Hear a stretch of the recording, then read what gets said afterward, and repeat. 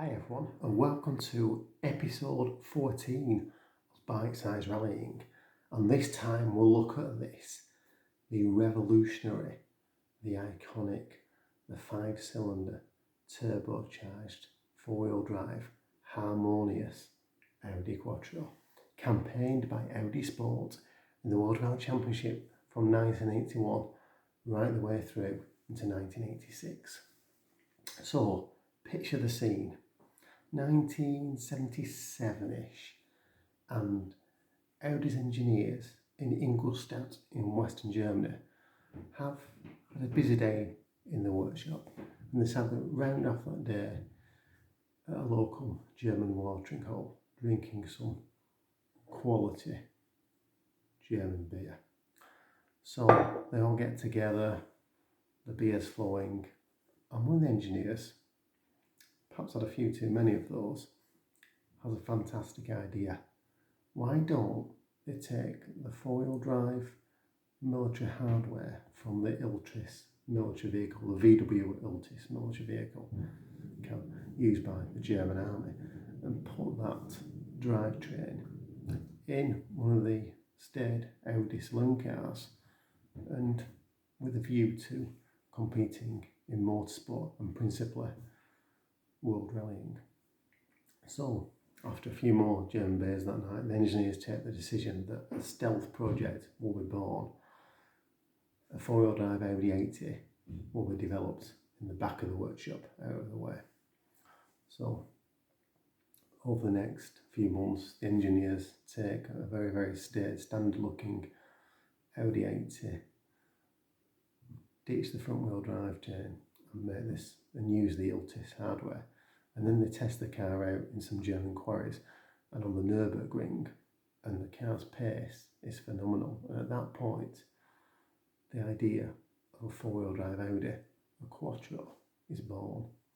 And they sell the idea to the Audi management. The Audi management nod, yes, we're going rallying. They have to actually change the rule book, because up at that point in 1977-78, 4-wheel drive cars weren't allowed to compete in world rallying. Audi sent lobbyists to the FA in Paris, got the rules changed, without probably the competition realising the ramifications of agreeing that decision.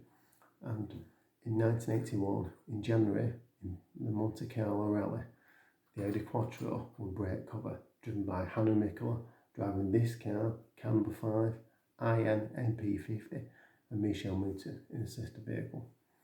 Audi will go rallying. So, on the Monte Carlo Rally, Hannu Mikkola was sublime in the Audi Quattro. He was after 6 special stages of the Monte Carlo Rally. Admittedly, in snowy conditions, the 4-wheel drive car had a lead of 5 minutes and 54 seconds. So the car was making almost a minute a stage. Ultimately, Hannu was to put the car off the road.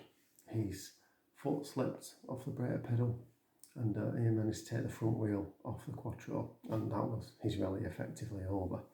It would be impossible to catch up from all the time that was lost. But the writing was on the wall. The Quattro had been phenomenal in that rally. Ultimately, the rally was won by a rear-wheel drive Renault 5 Turbo driven by Jean Renauty, but the Quattro had posted its intentions. A few weeks later, the snowy roads of Sweden, and again, Mikkola and the Quattro were in sublime form. And as the car accelerated off the start line, even though the competition could use studs in Sweden, so the 4-wheel drive advantage wasn't quite as pronounced, the car was making up phenomenal time, and you could visibly see as there was some TV footage of the cars taking the start line. You could see the Quattro probably made something like 20 seconds by the time it had hit the first corner on the competition. And ultimately, this time Hannu did turn that promise into a victory. He had declared for those 2 rallies that the Quattro was quite difficult to drive. It's a very long car, very, very long wheelbase, and compounded by the fact that the 4-wheel drive car was a different quantity, a different entity for Hannu to handle. And he did actually say in the early days that whilst he was getting used to the car, when he was really going like hell, he had to allow me to either side of the road, because the car just had a tendency to dart left or right, rather unpredictably.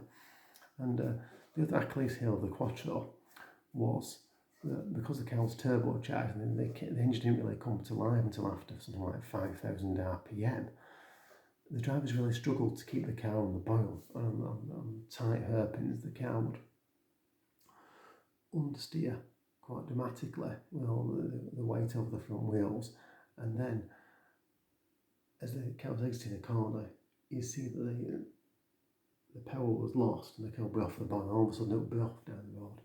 And it's quite a difficult car to drive for that reason. So, despite its promise on the first two rounds of the 1981 World Rally Championship, amongst the competition, the motoring journalists, the jury was still out.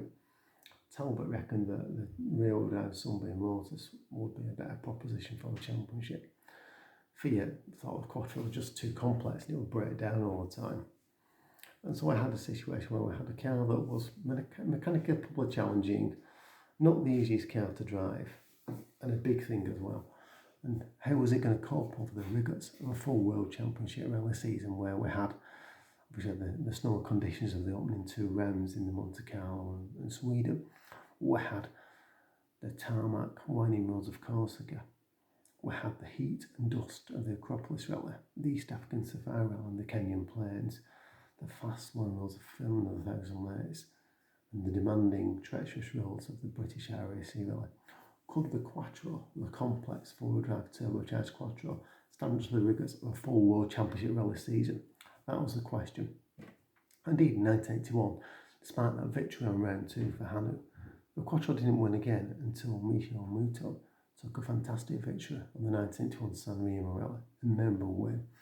And Hanu Mikola backed that up with a victory some 15 minutes, I think it was, ahead of the competition on the 1981 RAC Rally. But there were the high points. The Quattro struggled for reliability in 1981, and throughout the 1981 and 1982 seasons, the car managed to set fire to itself no less than 10 times. And Audi were a team that were new to top flight World Championship rallying, and compared to the slick operation of the Italians on the Fiat stable, or the methodical approach of Des O'Dell and his Talbot team, which eventually lifted the 81 manufacturer's title, the service points for the Audi team were a rather chaotic affair, and Hannu Mikkel would quite often be seen directing the mechanics, telling them what to do. He couldn't just concentrate on driving the car. He wasn't confident that the mechanics had the measure of how to fix this complex machine, so he often helped out at service parts and directed proceedings. Now, but the Quattro's promise was undeniable, and really it was beginning to rewrite the rule books, and other manufacturers such as Ford and Lancia that were carrying on developing rear-wheel drive cars, in the back of their minds they were thinking, is this Quattro, is four-wheel drive the way to go in the future? And in 1982, the unreliability that applied the Quattros in 1981 was still present, but Audi got their act together far better, and during that 1982 season, the Quattro took no less than 7 World Championship victories, 3 for Michel Mouton, 2 for Hannu Mikkola, and 2 for Stig Blomqvist, and in doing so, Audi declared the 1982 World Manufacturers' Championship. The Quattro had won the world title. Unfortunately, it wasn't quite the fairy tale it might have been. Despite her valiant efforts and her real commitment to winning rallies, Michel Mouton played second field to Walter Röhrl, the methodical German in the Drivers' Championship. So it was one victory for the Audi team in the Constructors' Championship, but they hadn't actually achieved the double. But by 1983, Audi had the more powerful A2 Quattro waiting in the wings, and surely at that point, 1983 would be the year when all the reliability challenges will be overcome and Audi would achieve the double, their ultimate goal, the manufacturer and the Drivers' World Championships. But they perhaps underestimated Lancia and the 037 and the wily Italians, who took victory in the open round of Monte Carlo through a real tactical approach and helped by some dry conditions. 1983, Hannu Mikkola was the driver Audi had targeted to win the World Drivers' Championship, and indeed he took 4 of the 5 Quattro wins in 83. Stig Blomqvist took the RAC Rally at the end of the year, beating Mikkola fair and square and proving he was the ultimate exponent of the Audi Quattro. But Hannu won in Sweden, he won in Portugal, he took victory again in Argentina and in his home event, the Thousand Lakes, a round of a memorable season. Indeed, Blomqvist had dominated the 1983 British Rally Championship, But he also took the RAC Rally, and he was the ultimate exponent of the Audi Quattro. He was the one driver that could really have the master of the Quattro, could defeat the turbo lag, had the ability to left and brake the car, and he'd flip the car left and right, unsettle the vehicle in a way that the other driver just didn't have the ability to do. Except perhaps Per Eklund, who campaigned Quattros privately to massive effect. But Blomqvist was the ultimate, as the fastest Quattro driver. He got to grips with that car, the ultimate exponent of the Audi Quattro. And indeed, as we went into 1984, and Audi had snubbed tobacco sponsorship in previous seasons, but the cars were livered with HB tobacco for 1984. The A2 Quattros were all developed, punching out something like 360 horsepower now, with the ability for that to go north of 400. And the car was well developed. The reliability challenges should have been over. In 1984, there was a stellar driver lineup. Hannu Mikkola driving this car, IN-NE8. Stig Blomqvist also had a Quattro, was the driver that Audi had been promoted to the full factory team, and Audi had designated that he was the tactic driver to win the 1984 World Drivers' Championship. And they also had a small programme for German Walter Rowe. And in the opening round in Monte Carlo, it was an epic battle between Blomqvist, who'd never won the Monte Carlo Rally, and the Monte Carlo Rally master, Walter Rowe. And ultimately, both drivers were on the limit, and like they might throw the victory away. Hannu Mikkola's went and was in third place, even if they did. But Audi ordered Blomqvist, the new recruit, to hold station, and Walter, the other new recruit, would go on to win the rally, take a memorable victory in a very, very snowy 1984 Monte Carlo Rally. Stig was second, Hannu was third, and remember, Audi 1, 2, 3 in the Monte Carlo Rally, something they'd failed to do despite trying since 1981. Into Sweden, it was a battle between Blomqvist and Per Eklund in a private Quattro. Ultimately, Blomqvist had the measure in the factory car, and he took a brilliant victory, and again another Audi 1-2. And onto the Portuguese rally rather, and it was a real fight between Hannu Mikkola and Marco Allen in the Lancia Rally 037. Blomqvist and Rowe and Michel Mouton all faltered in their Quattros, but Mikkola took the fight to Marco Allen, big style. However, in Portugal, the nutcase Portuguese crowd had a tendency to try and touch these 360 brake horsepower prototypes as they come past them. Rather dangerous pastime, but something the Portuguese tended to like to do. And as a consequence, Hannu could tell was quite troubled on that rally, and he just obviously admitted to the TV, to Barry Hinchcliffe, which you can see on VHS rallies, that he couldn't commit fully to driving the car because he just obviously had those spectators there. Alan, on the other hand, looked totally committed and just seemed to have the ability to take that worry out of his mind and drove the Lancia 037 like a man possessed. Ultimately, the Audi's traction came through and Hannu took the win, and the Quattros had won the first three rallies of 1984. So this being the year that the Manufacturing and Drivers' Championship would go to Ingolstadt. And ultimately, in that 1984 season, the Quattro won no less than 5 times. 4 wins for Mikko. The Quattro in 1984 won, I make a mistake there, it won 6 times in 1984. Including those 3 hat-tricks on Monte, the Sweden and Argentina. And in doing so, Stig Blomqvist took the 1984 World Drivers' Championship, and Audi also took the manufacturer's title, so they'd achieved the double. By this point, the Peugeot 205 Turbo 16 had arrived, and it was looking like the Quattro's reign was perhaps potentially coming to an end. The Peugeot was mid-engined, nimble, lightweight, and Rattan Day with the car in the 1984 Tour de Corse. Led that rally quite convincingly, led again in Greece. The Peugeot faltered on the first few rallies, but ultimately took victory on 1,000 legs, the San Remo and the RAC rallies. And the following season, 1985, there was quite a famous shot of Roland Gumpert peering through the back of the engine cover of the Peugeot 205 Turbo 16, and Audi's engineer was reminded that was the car that had taken Audi's crown. And indeed, Peugeot went on to win the 1985 World Drivers' Championship and the Manufacturers' Championship. But it wasn't before Audi had tried valiantly to keep in touch, and perhaps quite desperately, because in 1985 we saw the debut of the flame-spitting 500 plus horsepower Audi Quattro S1. And this car here, IN-M7, was the car that Walter Rowe used to take victory in the 1985 San Remo Rally, and indeed he beat the Peugeots on that event. It's rather a desperate looking vehicle, and this car was a projectile, and it was visibly unstable on the stages and an absolute monster to drive. Henry Mikla said he got the better of it on the 1985 Thousand Lakes Rally, and it was an amazing feeling. But generally speaking, you could tell this car was very much on the ragged edge, and it certainly appeared. It ducked and dived and weaved through the stages, looked a real handful.